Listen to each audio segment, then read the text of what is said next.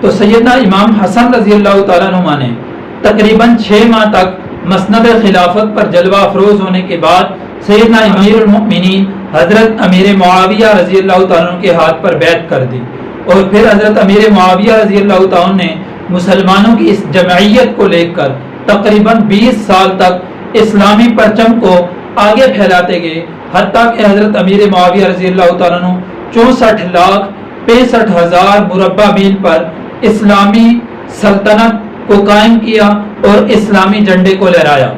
اب میں عرض کرنے کا مقصود یہ ہے کہ حضرت امیر معاویہ رضی اللہ تعالیٰ عنہ اور حضرت سیدنا حسین اور حسن رضی اللہ تعالیٰ عنہ کے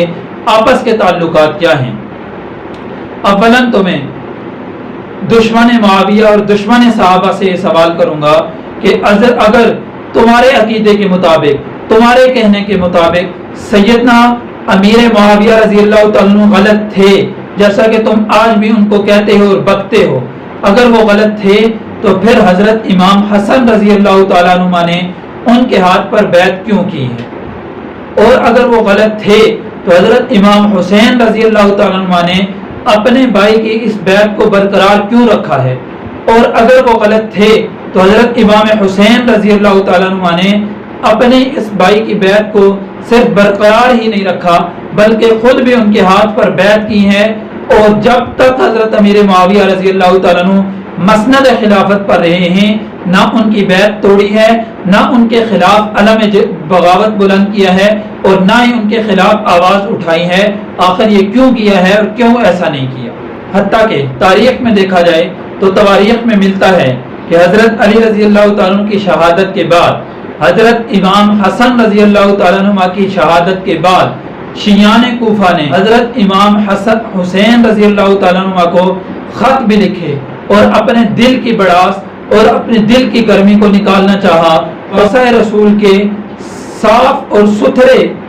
دامن پر ڈپا ڈالنے کی کوشش کی، لیکن سیدنا امام حسین رضی اللہ تعالیٰ عنہ نے یہی جواب ارشاد فرمایا، جب تک حضرت امیر معاویہ رضی اللہ تعالیٰ عنہ زندہ ہیں ان کی خلافت سے دستبردار نہیں ہوا جا سکتا،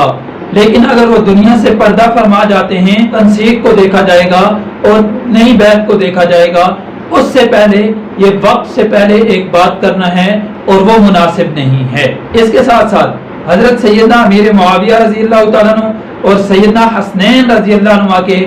آپس میں باہمی تعلقات، آپس میں باہمی محبت اور الفت کیسی تھی کہ سیدنا حسن رضی اللہ تعالیٰ عنہ نے جن شرائط پر ان سے حضرت امیر معاویہ رضی اللہ تعالیٰ عنہ کے ہاتھ پر بیعت فرمائی تھی، ان میں سے ایک شرط یہ بھی تھی سیدنا حسین رضی اللہ تعالیٰ عنہ کو سالانہ کا 20 لاکھ روپیہ عنایت فرمایا جائے گا، اور اس شرط پر حضرت امیر معاویہ رضی اللہ تعالیٰ عنہ پورا کیا اور اس پر پورے اترے۔ اور اس کے ساتھ ساتھ بسا اوقات سیدنا حسنین رضی اللہ عنہ سیدنا امیر معاویہ رضی اللہ تعالیٰ عنہ کے ہاں تشریف لے جاتے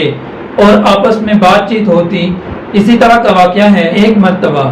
حضرت سیدنا حسنین رضی اللہ عنہ سیدنا امیر معاویہ رضی اللہ تعالیٰ عنہ کے پاس گئے، انہوں نے مرحبا خوش آمدید کہا، اس کے بعد آپس میں بات چیت بیٹھے،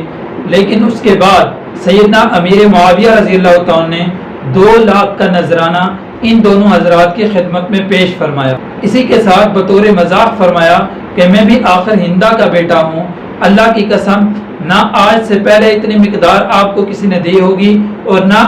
آج کے بعد اتنی مقدار کوئی دے گا۔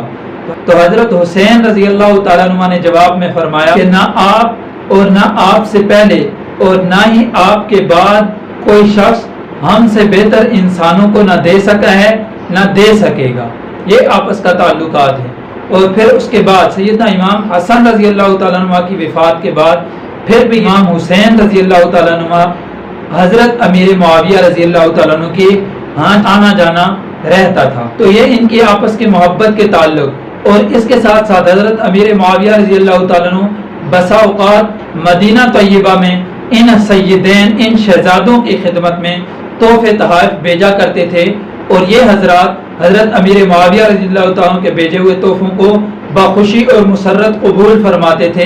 اور دعا فرماتے تھے ان کے لیے۔ یہ تو ان کا آپس کا تعلق ہے۔ اب بعض لوگ जो सहाबा और अहले बैत की दुश्मनी अपने सीने में पाले हुए हैं वो इस ताल्लुक को कभी नहीं बयान करेंगे। और इसके साथ साथ वो हजरत अमीर मुआविया रज़ियल्लाहु तआला को बुरा भला कहने के साथ साथ उनको ये गासिब हुक्मरान भी मानते हैं। तो मैं आपसे पूछता हूँ कि इन हजरात के आपस के ताल्लुकात कैसे हैं? अगर ये ऐसे ताल्लुकात किसी गासिब हुक्मरान से रखे जा सकते हैं, और इसके साथ साथ जब हजरत अमीर मुआविया रज़ियल्लाहु तआला के दौर में कुस्तुनतुनिया फतह हुआ तो उस जिहादी लश्कर में जिसने कुस्तुनतुनिया को फतह किया, जहां और बड़े बड़े किबार सहाबा मौजूद थे, उनमें से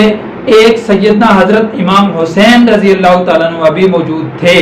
अगर आपके कहने के मुताबिक सैयदना अमीर मुआविया रज़ियल्लाहु तआला अन्हु हाकिम गासिब हैं अलयाज़ु बिल्लाह, तो फिर मैं आपसे पूछता हूँ कि हाकिम गासिब की मईयत में अगर कोई जिहाद किया जाए तो वो जिहाद नहीं बल्कि फसाद होता है, और माल गनीमत जो होता है वो नाजायज़ माल होता है। तो सैयदना इमाम हुसैन रज़ियल्लाहु तआला अन्हु ने इसमें जिहाद में शिरकत क्यों की? अगर जिहाद को इसको गलत समझा था, हुकूमत को जिहाद को फसाद समझा था, तो इसमें शिरकत क्यों की और इसका माल गनीमत क्यों हासिल किया? ये आपके सर पर सवाल है। बहरहाल हकीकत तो यही है कि इन सहाबा और अहले बैत का आपस में ताल्लुक उल्फत मोहब्बत प्यार का था, और आज दुश्मन को इनका प्यार इनका उल्फत और मोहब्बत ये बाधा नहीं है, उसको हजम नहीं होता, इसलिए वो अहले बैत का सहारा लेकर सहाबा पर तबर्राबाजी करता है। इस दुश्मन का ना सहाबा से कोई ताल्लुक है, इस दुश्मन का ना अहले बैत से कोई ताल्लुक है। अल्लाह ताला हमें सहाबा की मोहब्बत भी नसीब फरमाए और अहले बैत से मोहब्बत भी नसीब फरमाए।